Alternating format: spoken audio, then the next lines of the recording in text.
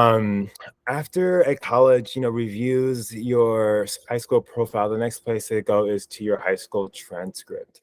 Right? It's really important to, naturally, do your best over the course of the 4 years of high school, and kind of as you are navigating, kind of your senior year, it's incredible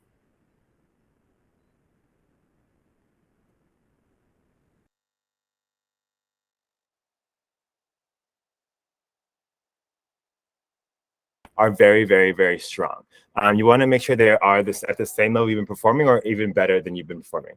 And so just understand that process, understand that context. It is not a time, to quite frankly get C's, or lower. You want to make, or anything lower again, or anything typically a grade lower than what your average grade has been. Right. And so if you are a student who has lower grades, that's okay. You just don't want to get anything lower than what you've been performing at on average. So keep in mind that, when we're talking about the high school transcript, in context, right? Schools will utilize that school profile we discussed and talk about, your curriculum, right? And so they're gonna, understand your curriculum in context, right? And so in order to give an academic rating, and so the first piece of the academic rating is a curricular rating, right? And so no matter if you're in the, the IB, the IGSCs, AP, national curriculums, regardless of your curriculum, where you are in the country or around the world, they're going to know how to understand, your curriculum, and understand what is a great grade in that, right? Whether you're receiving A stars, or you're receiving sevens, or you're receiving A plus plus plus, or you're just receiving a solid A because that's all you get at your school. It's important to really they're going to know, what that grade means, and what, the highest points of the curriculum are, whether you're taking your O levels, or you're taking, your higher levels in, something incredibly in advance, or you're taking your AP courses, or you've maxed out of the national curriculum and you're only taking 2 classes your senior year. Understanding that in context is incredibly, incredibly, incredibly important, and that's why they're experts in the work that they do. And then they'll evaluate those grades. Grades are the most important, kind of numerical value, in the college application process. They want to see that you are performing, the best you possibly can at the institution in the most rigorous curriculum that is available to you and you are able to take. And so understand that, and that's incredibly important. Again, there are restrictions to curriculum, and that is okay. Every institution is going to read every student in context. Testing. Now, it can be a bit tricky. If you have testing and you've chosen to submit testing, it's important to look at that kind of average. Where is that average at? How do you understand it? And when do you submit a test? So if you're in the average, like, do you submit that test?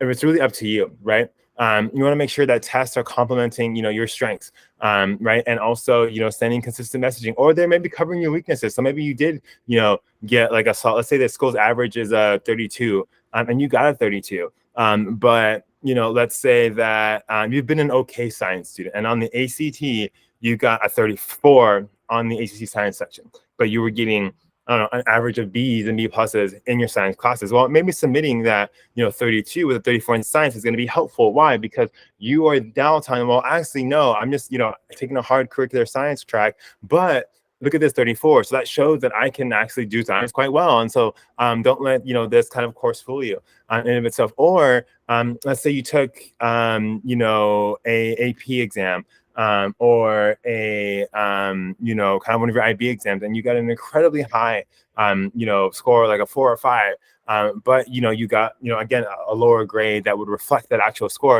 You may want to submit that, AP test, because it allows you to kind of counter, what might be missing context, like a tough grader, for example, or a tough teacher, and that might help you. Or maybe you had, a tough, week during that testing week. It's incredibly important to, have things that will complement, maybe some weaknesses that you present in the file. Right. And so using curriculum, grades, and testing, they're going to come up with an academic rating. And so it's important to understand that an academic rating is an academic rating. It uses the information that is basically quantitative about your file. There is no situation, there's nothing that's going to come in, right, and adjust that rating. So let's say that, for example, when I was, in college admissions, there was a student, at Pasadena High School. That student, had Crohn's, I believe, and, in their math exam, the teacher didn't go to the bathroom or something like that, right? And that student ended up with it was a straight A student, but that student ended up with a B, in that classroom, maybe even a C. And I was reading the file and I'm just like, okay, like, what was important to understand is that okay, like the B is the B, right? I'm giving this kid like the academic rating of includes in the whole context this B, right? However, right, you get to bring out that context in other ways, additional comment section and comment out, for example, that will allow you to kind of share those information. But you have to remember that this information, right? This information, the testing, the grades, the curriculum, that is all quantitative. You're taking everything that they see on that transcript, at everything that they have in that transcript just at face value, right? It doesn't include, context like, having, something like that, because an academic rating is an academic rating and you have to use the factual information in front of you, right? However, for example, there's something called, it's just going to use something called, potential or intellectual curiosity, right? These are additional academic measurements and ratings that allows people to bring some of that context up.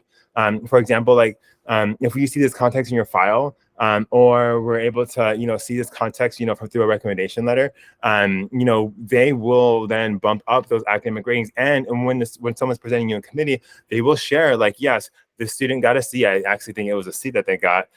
But it's because, and they shared the context. Of course, we actually had admitted that student, even though typically that would discount a student in kind of our early rounds. But given the context, they were like, yeah, like that's unfair for the student. If they're going through something, they should be use the bathroom, and they failed the exam because they couldn't use the bathroom. And so, that is really, really kind of important, to understand that, like, yes, numbers and curriculum are numbers and curriculum, but again, that context that you have will come out, in other ways that will allow for admissions officers and admissions deans to understand who you are in context, and that is so important to keep in mind.